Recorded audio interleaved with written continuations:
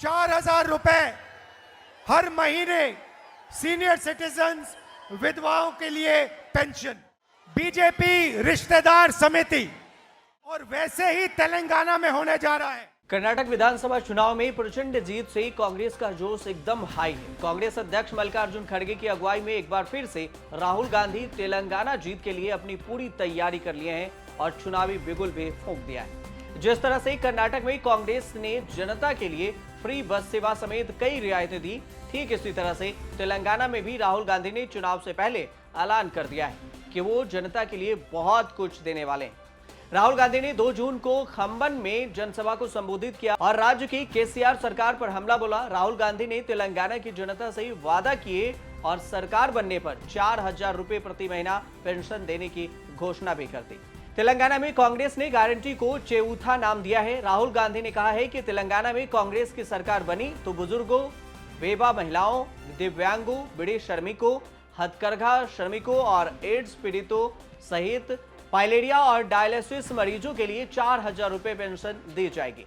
यहां पर आदिवासियों को पोंडू जमीन भी दी जाएगी। राहुल गांधी ने अपने बयान में क्या कुछ कहा, वो बयान भी पहले सुन लीजिए। और आज एक आपके लिए एक ऐतिहासिक कदम उठा रहे हैं। ఇది ఒక చారిత్రాత్మక ముందడుగని చెప్పి మనం చేస్తున్నాను। చేయూత वायदा, చేయూత చేయూత 4,000 रुपए हर महीने सीनियर सिटीजन्स विधवाओं के लिए पेंशन 4,000। ఒక చాలా చారిత్రాత్మక విషయం నేను ప్రకటిస్తున్నా। పెద్దలకి, విధవలకి, వయసులో పెద్ద మనుషులకి పెన్షన్ 4,000 రూపాయలు ప్రకటిస్తున్నాను। ये एक और कदम है गरीबों की मदद करने का। ఇది నిరుపేదలకి సాయం చేయడానికి మరో ముందడుగు। और दूसरी बात, जो पोडू जमीन है, पोडू लैंड,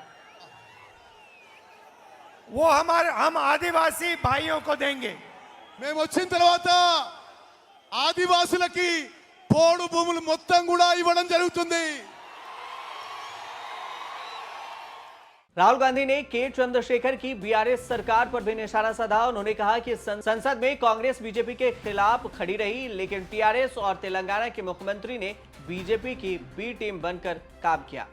राहुल गांधी ने बीआरएस को लेकर भी हमला बोला। बीआरएस पर उन्होंने कहा कि ये बीजेपी के रिश्तेदार समिति की टीम है।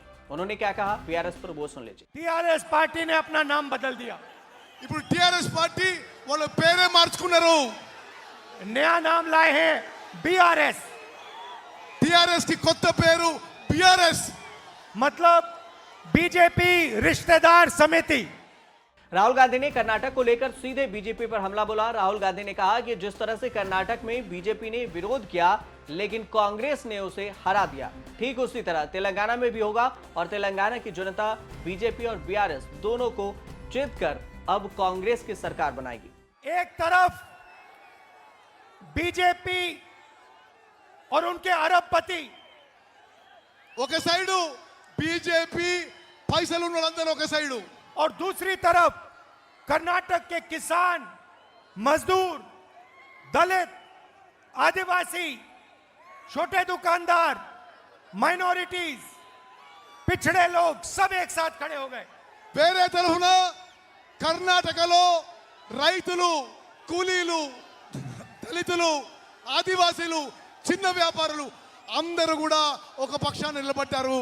और वैसे ही तेलंगाना में होने जा रहा है। एक तरफ राहुल गांधी तेलंगाना में बीआरएस बीजेपी पर हमला बोल रहे हैं तो वहीं दूसरी तरफ राहुल गांधी के भाषण के एक दिन बाद ही समाजवादी पार्टी के अध्यक्ष अखिलेश यादव की तेलंगाना के मुख्यमंत्री के चंद्रशेखर राव के साथ मुलाकात के भी तस्वीरें सामने आई। इन दोनों के मुलाकात को लेकर कई अटकलें भी लगाई जा रही है कि गठबंधन को लेकर भी चर्चाएं हो रही है। माना जा रहा है कि दोनों नेता आगे की रणनीति को लेकर चर्चा कर सकते हैं। तेलंगाना के मुख्यमंत्री के चंद्रशेखर राव से मुलाकात को लेकर अखिलेश यादव ने कहा कि हमारा लक्ष्य एक ही है कि हम सबको मिलकर बीजेपी को हटाना है। दरअसल महाराष्ट्र में शरद पवार की पार्टी में हुई टूट के बाद बीजेपी के एक मंत्री ने दावा किया कि केसीआर की पार्टी बीआरएस और आरजेडी के कई नेता भी बीजेपी के संपर्क में हैं। ऐसे में ये मुलाकात और भी अहम मानी जा रही है कि इसके पीछे भी कोई अपना गठबंधन साजिश हो सकती है। आपको ये भी बता दें कि लोकसभा चुनाव से पहले अखिलेश यादव लगातार बीजेपी के खिलाफ एक मजबूत गठबंधन बनाने की कोशिश कर रहे हैं, जिसको लेकर वो कई बड़े विपक्षी दलों के नेताओं से भी मुलाकात कर चुके हैं। और इस बीच में केसीआर राव के साथ भी मुलाकात हुई है। सपा अध्यक्ष केसीआर के साथ इस मुलाकात को भी विपक्षी एकता को मजबूत करने की कवायदों के तौर पर भी देखा जा रहा है। राहुल गांधी 119 विधानसभा सीटें वाली तेलंगाना के लिए अपनी चुनावी बिगुल फूंक दिए हैं। उन्होंने केसीआर पर तीखा हमला किया और उन्होंने कहा कि रिमोट कंट्रोल प्रधानमंत्री मोदी के हाथ में है। साथ ही राहुल गांधी ने बीआरएस को बीजेपी की बी टीम भी बताया, बीआरएस को बीजेपी रिश्तेदार समिति भी कहा। बीते सप्ताह बीआरएस के करीब 1 दर्जन नेता कांग्रेस में शामिल हो गए हैं। ऐसे में देखना यह भी है कि क्या कर्नाटक की तरह तेलंगाना में राहुल गांधी का असर देखने को मिल सकता है या बीआरएस और बीजेपी अपनी दांव खेलने में कामयाब होगी। आप देखते रहिए न्यूज़ तक।